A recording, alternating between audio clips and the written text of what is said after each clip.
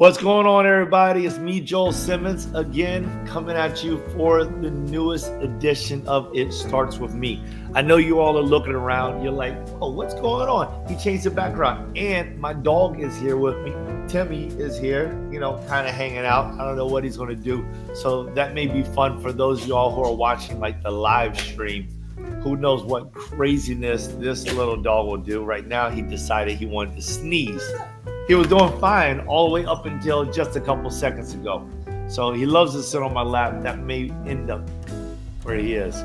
Hey, listen, let's go ahead and clear some things up. We want you out there in the world to like, love, subscribe, follow, hit the little buzzer, hit the bell. So whenever things come up, whenever we produce something new, you can know about it firsthand. You got us on podcasts. We're on Google. We're on Apple. We're on Spotify. We're on Anchor. We're also live streaming this thing, so you can find us on YouTube, LinkedIn, as well as Facebook. All right? Okay, so the It Starts With Me program starts every single Wednesday at 12:30. But let's talk about the Motivational Mike. Yes, Motivational Mike Monday, 9 o'clock every single week. He had a great episode just a few days ago. Check it out. Go backwards, look at it, and then be there for the next one. And then also, you can catch Mike and myself on the Community Beacon every single Friday at 6:30 p.m. All right, that's all good stuff. Now, let me tell you about what we got going on here. All right, besides Timmy, who's jumping on my lap. Let me tell you what we got going on here. We have an inspiration to all of us in both the Community Beacon as well as inside of the Tenacity Foundation. It is the one and only Anna, and she is a sweetheart. She is here to work with us and to do something great. She wants to share her story. We heard a little bit about her story a few weeks ago when Holly came on board and how Holly had impacted her. But now we're going to hear about some other things about her impact and where she's growing and where she's going. So from the back to the front, welcome in Anna. Hi. Hey Anna, how you doing? I'm doing good. A little bit nervous. Got the nerves. I'm usually in the back, so being in the front is different. It is. It definitely feels a little bit different, but you're amazing, Anna. That's what I like to call you, because you're amazing and you do amazing things all the time, and I definitely appreciate you. Thank you. I appreciate you too. You gave me this opportunity, so I'm very thankful. Awesome. So, hey, let's get into it. First of all, how has your week started off this far? The most memorable thing was me doing my usual rounds of CRM calling for confirmation. And I spoke to this person and I was like, hey, you have an appointment at this day at this time, and just click. I was like, okay, that canceled. I guess not. So it was pretty eventful in its little way, since you're on not vacation, but you were on a little staycation with your mom. Yeah, it was almost like a pilgrimage, it was quite the event. For those of you all out there who may possibly be interviewed or come onto this show, know that Anna is this sweet and bubbly all the time. Never hang up on her. She is the sweetest thing ever. So just get on the telephone and have a nice conversation, because that's all she's about, is having a good conversation. Yeah, sometimes I have calls where I'm just sitting there for like 12 to 15 minutes having a conversation with someone, revving them up, like, come on, it's fun. Well, I'm glad that you're able to step on out of the box. Did you call yourself up? I'm still shaking because, as I mentioned, I'm more comfortable in the back, as well as you mentioned earlier when you introduced me about Miss Holly. I have her same vibe of like staying in the background, making sure everything works smoothly, nicely, and just being intrigued at the little kinds of intricate things that needs to be done for something to look or become successful. So I like being in the back more. So let me ask you this then, what you like to make all these little things occur, and you're definitely a great deal of an asset to the company for sure. What inspired you to go this route in life? How'd you get here? I never expected to get here, actually. You know how you have PAM management, project, act, manifest, right? Yeah. I have my own way of using PAM management. I've always wanted to be on my own, have a job, live by myself, take care of myself, earn money. I've always wanted that ever since I was 10 or 12 years old. So I guess after manifesting for so many years, I got it. That's awesome. Okay, so let's dig into that. All right, so because there's definitely more to that. It didn't just happen. Yeah. So what was it? What were the techniques that you applied and for this to happen, to manifest? So the techniques I applied was that I always went out of my way to learn different kinds of techniques, skills, and have different kinds of experiences. So I have a lot of experience in customer service, in making myself more out there, more extroverted than I usually am, just so that I can reach out to people that I would never expect to reach out to. I have gained a lot of friends and connections because of this. There were times where my classmates would ask me to go out and be like, can you find someone to interview for the project? Can you find people we can survey? Like, fine. So for me, I feel like it's a very good skill to learn new skills. You never know where you're gonna go. You never know what you're going to want to become, what your career is going to become, what you want to be in the next 5 years. So having different kinds of skills is something that you should always have under your belt, That's powerful. Yeah, so it sounds to me that when you were unsure about exactly where you wanted to end up, you began to just think about, just gain a little more, gain a little more, gain a little more, and see what that will do for you in the future. Is that right? Yes, I actually got that from my mother. She always put me in different kinds of classes. I was in ballet, I was in gymnastics, I was doing martial arts. She made me learn arts and crafts. I learned how to crochet, I learned how to knit, I learned how to do so many things. I learned how to sew. I can make a t-shirt from scratch if I want to. Yeah. And knowing these kinds of different things and having that kind of drive from my mom to be like, learn something new. If you don't like it, let's try something else. Do this, do that. And whatever I say, I don't want this, I want to try this, she'd always support me. So having that kind of support and that drive just kind of nurtured me in a way to want to learn different kinds of things. I have this mindset of wanting to look at one little intricate thing, and I'm trying to look for for example, my glasses, right? I would look at it and be like, how does this work? How does it work? How do these work? What's the glass? And things like that. How do you make it? I learned how to dive deep into one topic and learn of how the most littlest thing can become something important. That's interesting. So you like to analyze things, but you're really creative as well.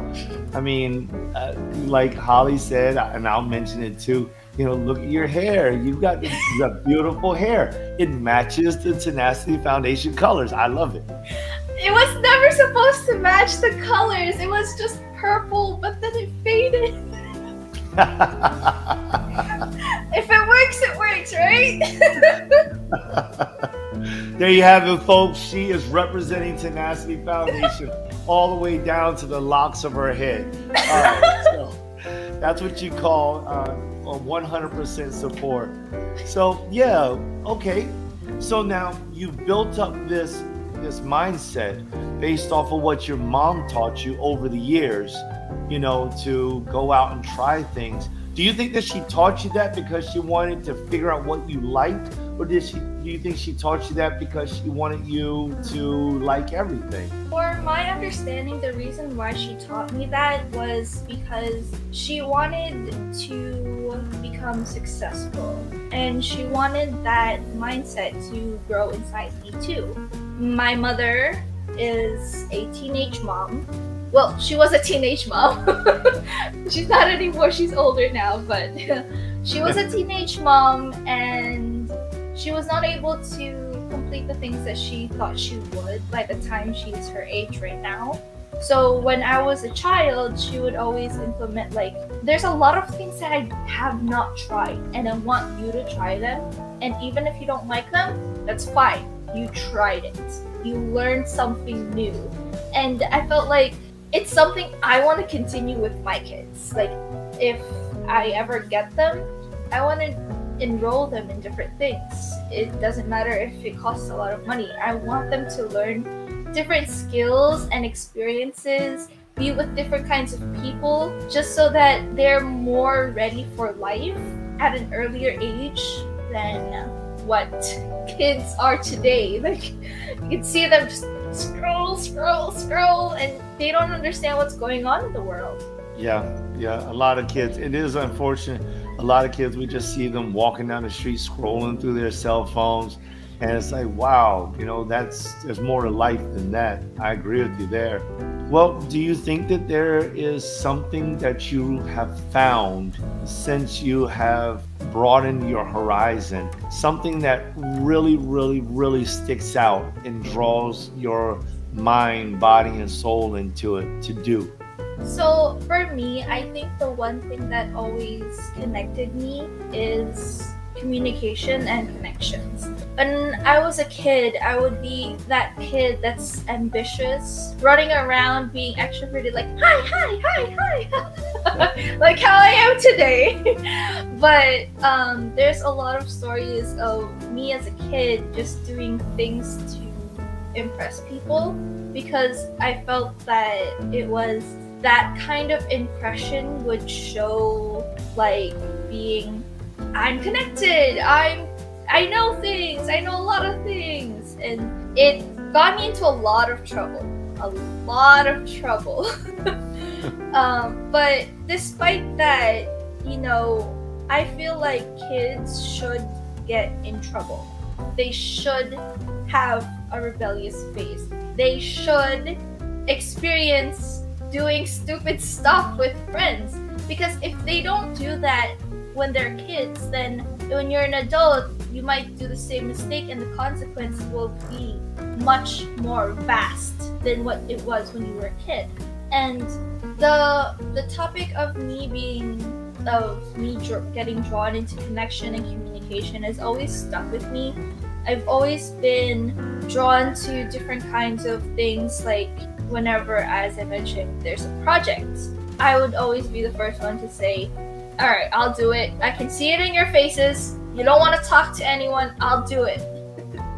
So sometimes they'll get ahead of me. Sometimes I'll get ahead of them. I'll find someone for you guys. I'll find someone for the group. And when I met Miss Holly, she opened my eyes to communication and arts and English. I already had English under my belt, but communication as a college course, which had journalism, acting, radio, technical directing, script writing, all of that, everything behind the scenes. And one lesson that stuck with me was that you need to have the balls to communicate and be able to connect with different kinds of people, because those connections can become powerful in the end. You don't know, your friend right now who's learning, I don't know, being a flight attendant could be like, hey, do you want to go on a vacation? On me, let's go. Free vacation. Or if you have a lawyer, a friend that's in like becoming a lawyer, and in the future you're still friends, like I want to start a business. Can you become the lawyer for my business? You know, connections are extremely powerful, and I guess that topic of connections and communications was always with me ever since I was a kid. So that's interesting. You think that's something that your mom passed on to you? That I am unsure of, because my mother and I have not spoken in a while, fortunately. Understood. So do you think that, so you were speaking about the rebellious nature. What do you mean by that? Because, you know, some children, they are rebellious, but they're rebellious to the point where they get into accidents, or, you know, they drink and then they get into an accident and somebody could die from that. What do you mean by be rebellious? What does that mean? So for me, I feel like it's going to be a 50-50, right? So the kid has to have that rebellious phase to learn different kinds of experiences, to be with different kinds of people, to understand that, okay, this person is not a good person, but they are fun. People need fun. But you'll learn in the end, like, those are the people I should not talk to. They are not the people that I should be with. But you mentioned kids drink, they get into accidents and all of that. And that's where the parents come in. They have to stop those kinds of actions. They can't go full throttle and be like, no. Let your kids have leeway into a rebellious phase, but when things get dangerous, be there to tell them, it's fine, don't do it again, we support you, we love you, and things like that. Because I feel like if you don't have a rebellious phase and you don't know the traits of bad people or bad apples, bad seeds in your life because of your rebellious phase, you're never gonna learn that's not the person I should be with. That's a major red flag. I should not be with that person if I'm this kind of person. I think you mentioned before in Community Beacon, who you're with can impact how the conversation's going to become, right? I don't recall, but that's the general idea of what you guys said. Right. You know, one of the things that Mike would say, if you show me who you hang with, I'll show you who you are. Yeah. You know, and so like that, the whole thought process of being rebellious, I wonder, is it that we should be rebellious, or is it that there should be more freedom? Because rebellion can actually lead a person down a very dark pathway, especially if they don't know how to get out, especially when someone's young, right? I mean, I don't know if that's something that you would agree with, but if someone's very young and they find something in the midst of rebellion, you know, against, you know, let's be more specific, rebellion against law could wind up putting them in jail. Rebellion against, you know, a mother or a father who's telling them, you know, it's not good to smoke crack. If they rebel against that, they could end up being in a junkie house, you know. But then if a mother or a father were to give their child liberty, freedom to actually talk with different people and to make decisions on their own, then it wouldn't necessarily be rebellion. It would be more like they have freedom to choose and to learn how to become themselves. What do you think about that concept and separating rebellion from just having freedom, like you have the freedom now? So for me, I feel like because of where I was, that line blurred to making me feel like I was more in a rebellious phase, because my whole family was saying like, oh, she's a bad apple, don't talk to her, don't get close to her, don't do anything. Like, all of my younger cousins were like scared of me because I was like the bad apple, and it kind of disappointed me. And I guess I just wished personally that my mom was more available so she could lead me into the right path instead of me finding it my own way. So I guess there is a very big difference between freedom and rebellion. But the thing is, what I went through was rebellion because no one was there for me. I had to learn everything on my own. I had to learn how to do things. I experienced a lot of different things. And because of those experiences, my family never understood. And even when I tried to help them understand by speaking to them, by having family meetings, they gave me like 3 interventions. And I spoke my mind, and yet nothing. Nothing went through to them. So, yeah. I definitely feel what you're saying because I was a rebellious child, you know. At the age of 13, I was like, you know what, forget the world. And I didn't use that terminology, you know, and I just started to do my own thing. I did end up putting myself into jail a few times. I did end up being separated from my mother, not just in location, but I mean, I was stuck in a jail cell 2 states away. But I didn't want to change my rebelliousness because I really wanted to be independent. You know, the funny thing about it is that as I've grown older, I began to understand some of the things that I may have been able to do a little bit differently. And I also stopped harnessing this painful feeling that it was all everybody else's fault. What would you say about that right there? Because I see you shaking your head, but I know people can't hear what you're thinking right now, and neither can I. So what are you thinking? Well, what I'm thinking is that I do agree with you. It's not everyone's fault. Obviously, I make my own faults. Like, you as a person make your own faults. And again, it's a 50-50. Those that are, you know, like what you project will come back to you. And what other people project onto you, you are going to absorb, especially if you're a kid. So I made faults, yes, but there are other people around me in my life that made faults that I absorbed and had to learn to like accept and just put away. Like, okay, I accept these flaws, I accept these faults. Move on. Done. That was powerful. Your entire statement right there, and I hope that listeners out there really hear that. How old are you? I'm 21, turning 22. I know how old you are, but I want listeners to be able to hear that because that's a powerful statement. There's many people that have not found the power to let go, and there is a lot of absorption as a youth.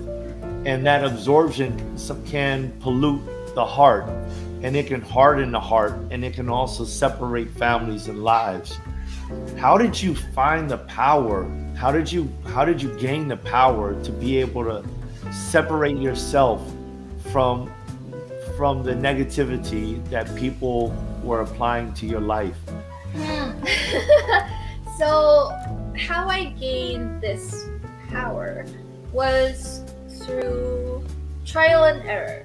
So I have tried many friends over the years. I've had, sad to say, junkie friends, gangster friends, like bad, like people that acted like they were good, but once you go one-on-one with them, they're like the most evilest person in the world. I've had so many friends, and through those friendships, I was able to pick out the ones that were right for me. I have 3 best friends. The first one I met here in the Philippines. At first, I was just adjusting to the new life. I had to move back to the Philippines because I was in a lot of trouble in America. So that's like a totally different story, but long story short, I was almost married without my consent. Oh, wow. And yeah, and I was almost pregnant. So Wow. Yeah, so I had to move back to the Philippines, and when I did, I was in a major toxic mindset of I'm not supposed to be here. I'm going to, if I'm here, I need to go back to my ex or my boyfriend. I need to go back to America. I cannot be here. I threw tantrums. I hit everyone in my family, like physically hit them, because I was scared for my life. That's how toxic it was. And when I met my best friend, I was extremely horrible to her. I became friends with the popular girls, and the popular girls gave me instant karma. They bullied me, they hurt me, they said things behind my back when I tried to tell them what happened to me. And despite that, my best friend was like, hey Lynn, like that's my nickname. Hey Lynn, you wanna hang out? Hey, you wanna do this? Like, I remember you like that. Like, come on, let's do that. And to this day, we're still best friends. I've been friends with her since 2016, so it's been, what, 6 years now? 7 Wow. Next year? Lucky number 7 next year? Like, and every time I'm far away from her now, she's like a 2-hour drive away. But when I live closer to her, every time I hang out with her, I'd always bring food. Like, delivery! I'm here! I'd always bring her food. I'd support her. I'd love her. I'd be there whenever she's sad or depressed or anything like that. I'm always there for her, and thank God she's always there for me. That's a beautiful story. How old were you when people tried to marry you? I was in my rebellious phase. My mom was not around, but she was there. But she was so busy keeping up this facade of being in America. So in the Philippines, if you're working abroad or things like that, oh, you have to send money back to the Philippines. You have to take care of your family. There's no time to become selfish, especially if you have a kid and you're taking care of yourself, you're taking care of the taxes, you're taking care of the rent, and you have to send money back or things back to the Philippines. And she had to keep up that facade of saying, like, I have a lot of money, so I can help you guys out. And she wasn't there for me. I was alone. I was clueless. And, you know, those two things are horrible to have as a female. Because if there's a guy out there that will take advantage, he will, and he always will do that. I was one of those girls that got taken advantage of. I thought I was in love. Nope. No, I'm not. How old were you? I was 12 when it started, and then I was like 14 when my mom started to notice a lot of changes, and by 15 years old, she flew me back. And someone was gonna try to marry you at 15 or 14? Yes, as I said, I was in love. So it was under my verbal consent, but within me, I felt like this is not right. So that's why I said not with my consent. It really doesn't sound like you were as much of a rebel to me. I mean, this is the outside looking in. It sounds like you were fighting for your life. That's what I hear. I hear right now, when I listen to you, I hear a survivor. I hear somebody who recognized that things were not right inside of their life, and being 12 years old, you did whatever you could do to fend for yourself. And you made some bad decisions. And it's, you know, bad decisions come with, like you called it, cluelessness. Well, nobody had taught you. You didn't have a chance to know or to understand. So that wasn't necessarily all your fault at 12 years old, because there's so much life to live and you didn't have that opportunity. But then look at what you are now. I mean, you're this beautiful young lady. You've got a clue on what's going on. You're developing yourself. You're building yourself. You're building a relationship with your fiance. And now you're even giving your giving this type of feedback to young people all over. Wherever this podcast is going to be played, you're like telling them it's not right for someone to take advantage of a young lady. And I'm proud of you. Yes. The last part, yes. It's never good to take advantage of not just young ladies, of anyone. Yeah. Anyone. No matter how nice a person is, doesn't mean that you're gonna step all over them. I'm just a nice person. I have feelings. I'm human too.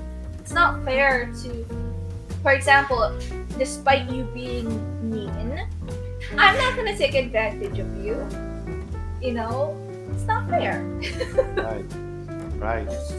So I mean, now look at you now. You've got the job. You know, you're working like you wanted to work. You're doing what you want to do. You're communicating. You say you're doing CRM calls, which is a part of communication. I know you communicate with me very well to the umpteenth degree. So I appreciate that. You know, so what does this look like for you now? Where do you see yourself going in 5 years? Wow, I have so many plans. Well, I mean, I have a lot of plans that I do want to accomplish before I grow old enough to not move. But I would say the most reasonable thing in 5 years, guys, take note, this is how you answer an interview. In 5 years, I want to be able to have enough money to be able to keep investing, because money makes the world go round. No matter how much you look at it, that's how it goes. And maybe, possibly in 5 years, this knot is tied tightly with a little bundle of joy on the way. So, all right. Still hoping. Very good. Very good. I think that's awesome, Anna. So since you have made this type of change in your life, since you were able to escape, a really horrific growing up at the beginning period of your teenage years, what has been the most impressive thing that you have done or felt? For me is being able to accomplish my manifestation. Being able to live on my own, have a job, make my own money, and be free. And I feel like that's the biggest accomplishment and biggest thing that I will forever and always tell a story to everyone, because it's not an easy thing. It's so hard. It is so hard. I had to jump through a lot of hoops. I lost a lot of friendships, and I learned that not every day is going to be fun and games. Not every day is going to be that Sex and the City movie or that like teenage drama movie. It's not. Every day is a struggle. And Ma'am, Miss Holy, I keep saying Ma'am, she's my professor, so it's Ma'am. Miss Holy said is you need to take a break.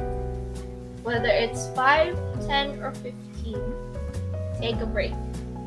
And despite someone saying, my whole week, it's full, I don't have time for breaks. No. Okay, you have time to eat. You have time to take a shower. You have time to sleep. So, do you take calls while you're asleep? Hi, hello, how are you? So, yeah. I lost the question. I was into it. I'm sorry. I was into it. That's all right. That's all right. So, what do you think impressed you the most, since this change has been made? Yeah, being able able to accomplish my manifestation, my goal. It's been my goal since I was 10, 12 years old. I've always wanted to be on my own, and seeing my mom struggle, having 2 jobs, trying to make ends meet, I didn't want that. I never wanted that. And being able to have opportunities that are within the range of my skills is amazing. I get to share a lot of different things with you for the growth of this company, and anything and everything I share with you is something I learned, and I love to teach, and being able to share, which is a form of teaching, is amazing. And I feel like those are things that just jump out of me, just jump at me. Like, I get to do things that I love, and I get to do things that I know how to do, and even if I don't, I get to learn something new. So if there was anything at all that you could leave with the viewers today, a last statement, what would that be? I think I gave too many statements. I guess this is one thing I've been using the past couple of years. I have two of them, but the one that I've been using the past couple of years is kill them with success and bury them with a smile. Very good. Kill them with success and bury them with a smile. Oh, Timmy! Timmy wants some attention. Well, on that note, we definitely thank you for being, for giving us a little bit of your life and telling us, you know, what has made you into that awesome Anna that you are, you know, and we're definitely grateful that you were able to pull through so many different struggles and still come out, you know, like a rose. Actually, that's funny. My pseudonym name is... Well, actually, I'm changing my name in the span of 1 to 2 years.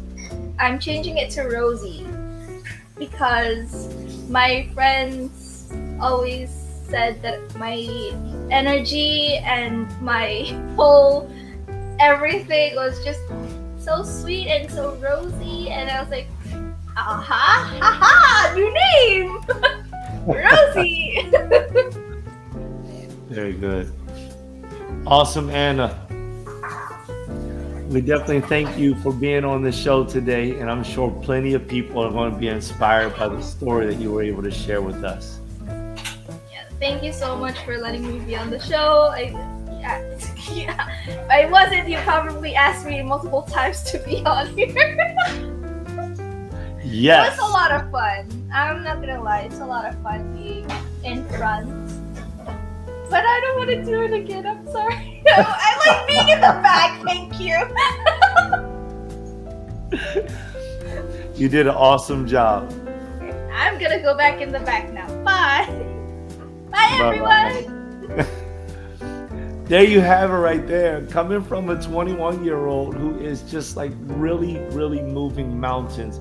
And the things that she is doing is helping to bridge gaps and help people all over the world. I mean, we have clients out in South Africa. We have people that we're talking with in Wales.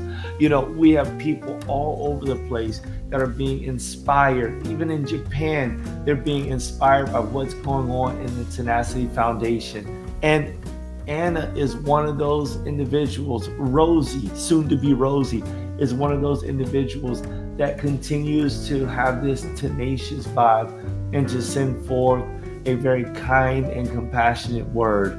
You know, and one thing that I heard out of her was that she sought for this, but she was really seeking for liberty. And that's part of what we want people to find when they hear these types of messages, is that no matter what you are going through, if you continue to push your way through and you continue to seek out your goal, you can achieve whatever it is. Whatever it is. Listen, it starts with you it starts with me. Peace.